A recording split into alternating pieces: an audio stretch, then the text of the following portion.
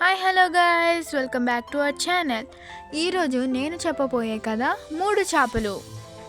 ఒకరోజు కొంతమంది జాలరులు ఒక చెరువు దగ్గరికి వచ్చారు. వారిలో ఒకడు ఆ చెరువును చూపిస్తూ, మనం రేపు వచ్చి ఈ చెరువులో చేపలను పట్టుకుందాం అని అన్నాడు. ఉపరితలం దగ్గర ఈదుతున్న మూడు చేపలు వీరి మాటలు విన్నాయి. భయపడిన మొదటి చేప, నేను నా కుటుంబంతో సహా ఇప్పుడే చెరువు వదిలేసి వెళ్ళిపోతున్నాను అని చెప్పింది. రెండో చేప కూడా ఆ నిర్ణయంతో ఏకీభవించింది.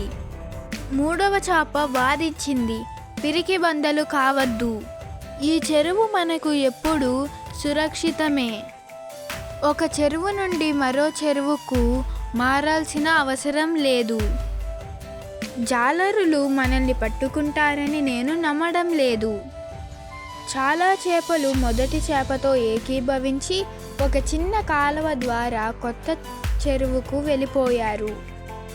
కొన్ని చేపలు మూడవ చేపతో ఏకీభవించి అక్కడే ఉండిపోయాయి.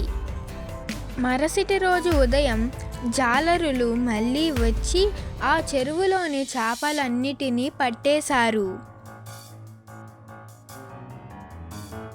నీతి: సమస్య రాబోతోందని ముందే తెలిసినప్పుడు దాని నుంచి తప్పించుకోవడానికి ముందే జాగ్రత్త పడడం చాలా ముఖ్యం.